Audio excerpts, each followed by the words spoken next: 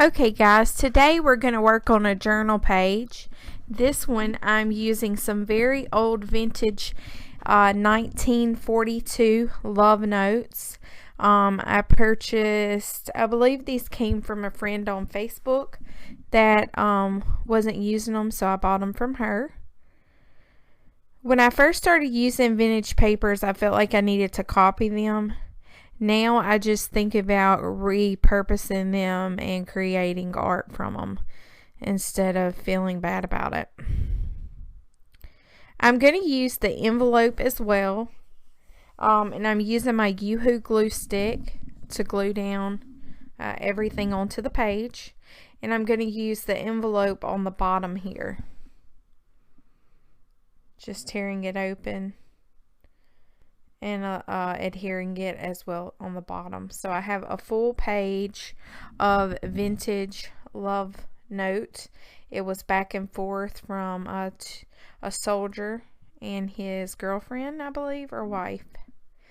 Here you see that I'm putting down some fluid matte medium to cover the entire page. And again, the reason I'm doing that is because it's like a clear plastic that seals off the paper and allows additional mediums to be added without soaking through to the paper. So it gives a layer of protection to the paper so I can continue to layer. Now I'm going to grab the gesso and I'm just going to use my palette knife as well as my finger to just put a little here and there to make a clear, not so abrupt line whenever I'm going from just regular journal page to any collage material. I always use gesso or white paint for that. And here I'm just kind of covering up some of the letter and letting some of it hide through. And a pretty ironic thing is that January the 8th is when this was written in 1942. The day that I began this page and put this collage down was January the 8th, 2016. And I did not realize that until I started working on the page. And here I'm just spraying a little water into my ice cube tray. And the ice cube tray is what I use to for spray inks and things like that can reactivate with water.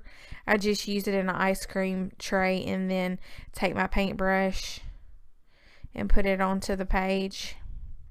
That was Heidi Swapp's Shine Peach something, I believe was the color of it. I'll have it listed below. And now I'm going to add a little purple. I believe that's Dylusions that was already in there that had dried, so I just reconstituted it. And then lots of drying goes on here because I need to make sure each layer's dry. Now what happened here was kind of interesting because I could see that the adhesion had not really got a good bond, so the additional water was making it bubble up. So here I just tore the page and I'm adding some matte medium to where it'll smooth itself and actually stay down. And then I rubbed and it kept rubbing away. And I was like, this isn't going to work. So rather than think about it as, I've messed up, I said, no, I will grab some of the tape and adhere it down. And this is just masking tape that I had. Don't ask me where it came from, but it was just a little piece that was laying over there. So I'm using it and just taking a few scraps. And so whenever opportunities happen that is not exactly what you thought, just work with it. And I just added a few there. It's going to lend some additional texture too as we work through the layers. I really like how it turned out. And again, I'm going to go back in with some teal turquoise colors here. And you'll notice, to kind of make it look like it's blending in, I try to make my colors touch. So the turquoise will bleed into other turquoise, purple as well. Here I'm just doing my Stabilo all. I always love to doodle, especially, and just scribble around, especially when I'm not sure where I'm going, which is nothing unusual for me. I never know where a page is going to go until I sit down at it.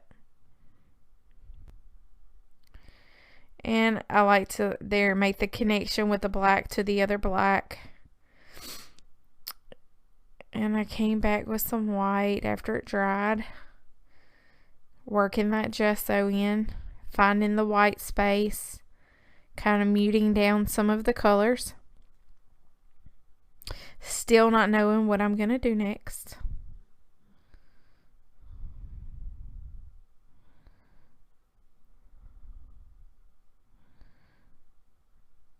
My husband always says, why don't you use a paintbrush? I have more control, and I feel like I can smooth the colors out better. So here I'm back, and I took a break, and that's me. If you don't know me, if you're not friends with me on Facebook or Instagram, that is me. And I have decided to do a image transfer. I'm not 100%. I do have an image transfer video, which I will link somewhere up here where you can click on it. But I have never actually done it with my own picture. I've done it with magazines, but I've never actually done it with anything else. So I took and I printed this out on copy paper that I recycled from work. And I'm just kind of scraping it because you want to make a good connection here. And to be quite honest, I couldn't remember if I was supposed to let the gel medium dry before I peeled it off, or if I am supposed to just peel it off. So I let it dry a little bit with my heat gun, and then I came back and just started tearing away at it. If you want an image transfer, you don't want it to be a complete, it's not going to be a complete 100% photo. And that's not what I wanted. What I really wanted was to capture my glasses. So my glasses are something that I get comments on. Male, female, old, young. People always comment about how they love my glasses. And to make a long story short, last year when I got those glasses, the girl at LensCrafters tried to tell me that she had never sold those glasses before. They were on clearance because nobody ever buys them, and I just felt like they were the perfect glasses for me. So I ended up with those glasses. I've worn glasses for probably 6 years. People, maybe even longer than that, but people have commented more about how they love these glasses that I have now. They're Dolce & Gabbana glasses. And so that's kind of really what I wanted to capture, is just a little bit of me in the page. And I think it turned out okay.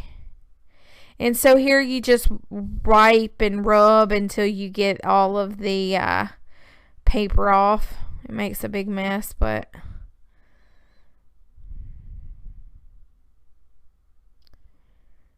I might try to do more image transfers in the near future. But again, staying with my theme of using what I have. And so now the image transfer is dry, and I'm coming back with, once again, my old friend gesso.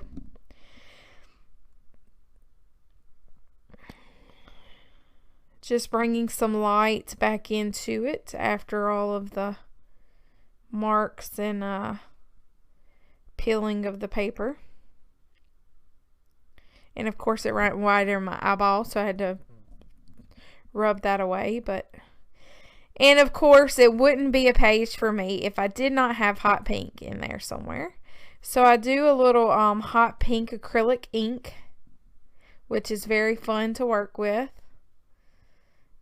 I'll link that below in the supplies list as well.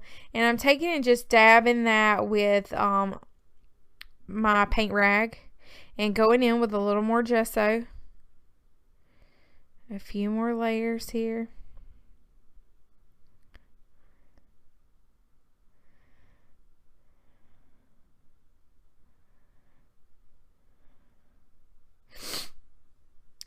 now I decided I want a little bit more color.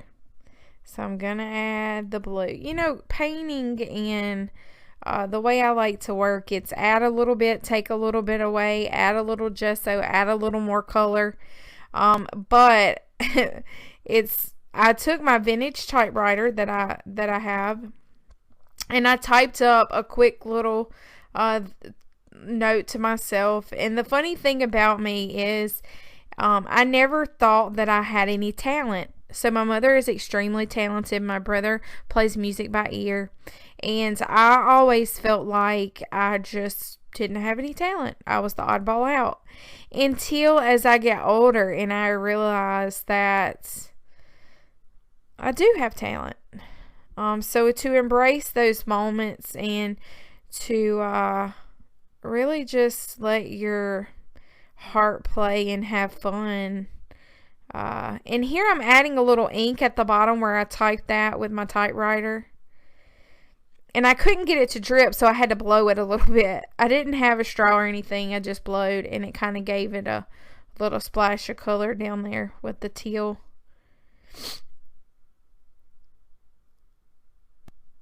And then I'm just going to circle the date there, and I'm going to use my StazOn ink to put the date January the 8th, 2016, because it goes with the January the 8th, 1942. And that's pretty much the page. I thought it was fun. It was great. I'm going to just do some StazOn ink around the edge.